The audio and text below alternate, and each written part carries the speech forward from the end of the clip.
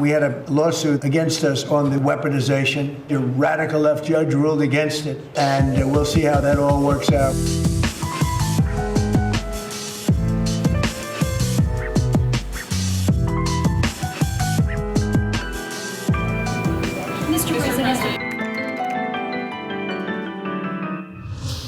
President Trump's $1.8 billion anti-weaponization fund, as the administration calls it, has been in serious jeopardy ever since it was announced. It has faced serious pushback, not just in the courts, where at least one court has intervened to say that no movement can happen, but now it's also facing serious pushback from Republicans on Capitol Hill. What you hear from the Justice Department and what Republican senators want to hear, what do you make of that? Well, first of all, I want to issue a heartfelt congratulations to the United States Department of Justice for stating that it will comply with a court order that it has to comply with. Essentially, this is taxpayer money coming out of your pocket, my pocket, and your pocket, going into the pocket of convicted felons who attack law enforcement. Thanks, guys. It's fun. Mr. Attorney General, I wanted to ask a few questions about the anti-weaponization fund. We are not moving forward with the fund, period. When it comes to this fund, is what you heard from the acting Attorney General enough? No, it's not. How many times have they told us one thing and done another? In the Senate, Senator Bernie Sanders has just announced plans to introduce a new bill that would give the government a direct ownership stake in the largest American AI companies. Can you explain how this would work? So the question is, should we allow a handful of oligarchs to determine literally the future of humanity? Clear.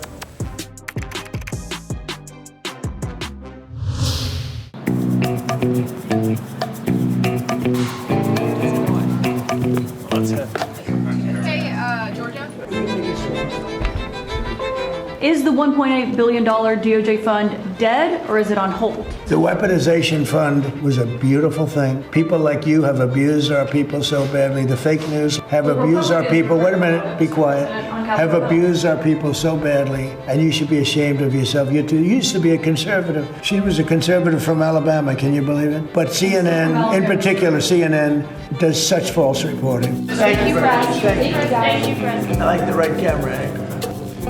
Many times over, right? Listen to what DJ says. I always do. Bye, guys. 1, 2, 3, 4, 5, 6, 7, 8, 9, 10. Caitlin, you just asked the president about this so-called anti-weaponization fund. Where are we on that? Now, Jake, obviously when they announced that fund, it wasn't for people who got bad coverage in the press. What the White House and the administration had argued was for people who were over-prosecuted by the Biden Justice Department.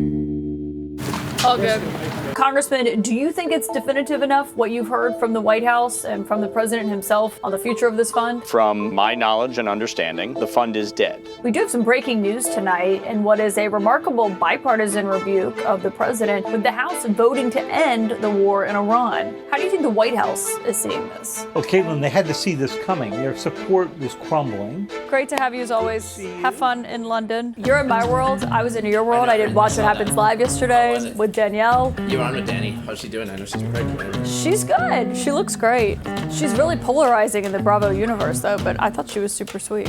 My source tonight is also a former reality TV star who is seeking public office. When you look at reality television and you look at what's happening in DC, the big difference there is that reality television is entertainment for people to watch.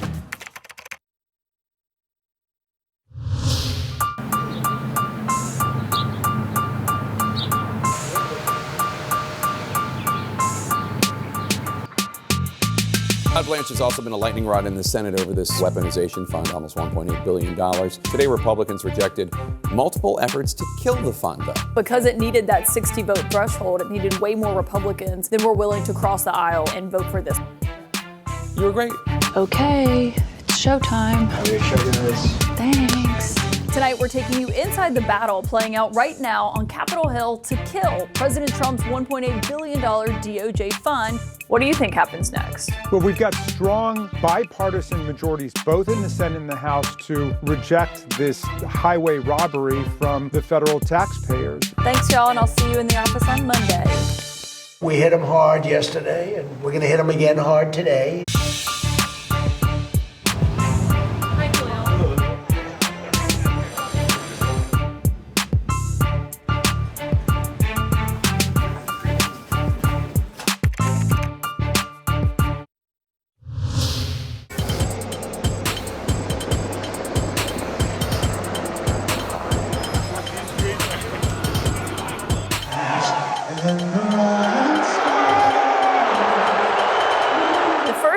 president to ever attend an NBA Finals game. The president was pretty loudly booed during the national anthem as it played.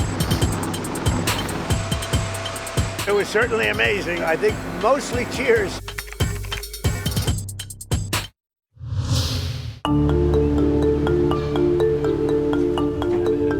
The U.S. military, CENTCOM, launching new strikes against Iran. This is in response to the downing of an Army Apache helicopter off the coast of Oman yesterday. The White House hasn't said much beyond the CENTCOM statement. The president signaled this earlier today when he posted about the downing of this Apache helicopter, blaming Iran. We don't know yet the full scope of this, or if the president is simply trying to send a message after that helicopter was brought down about 24 hours ago. Results are coming in from Maine in a race that could end up deciding control of the Senate here in Washington. It is deeply humbling to stand here as your Democratic nominee. Graham Plattner, fresh off a projection that he will be the Democratic candidate for Senate. Collins is formidable, but Graham has had a terrific night. He understands he needs to do work, and he understands they're giving him a chance at redemption.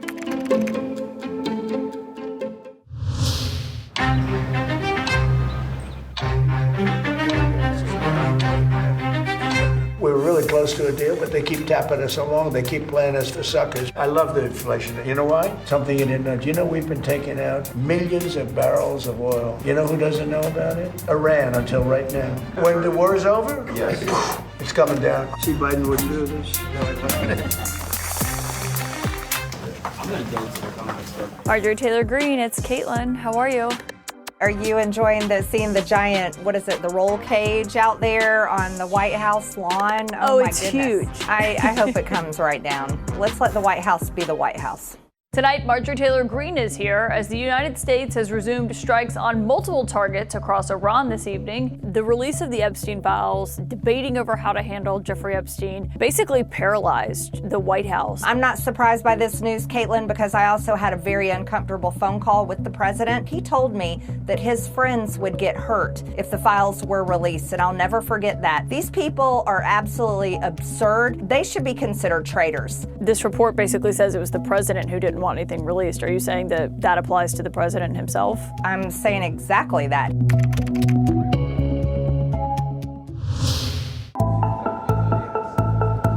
Just had a big day. We just made a great settlement of the war with Iran, subject to finalization of documents. We should get done over the next few days. We've heard the president say dozens of times now that they are close to getting a deal. There are signals of optimism from the White House, but obviously skepticism from the mediators here as there's those denials from Tehran saying that they are not close to an agreement. It seems to change on a daily basis, if not by the hour. Edie Falco, it's Caitlin Collins. How are you? I am great. Oh my God, I love your shirt. It looks so good. Have you recovered from last night? Not entirely. I haven't really slept a whole lot of hours since then.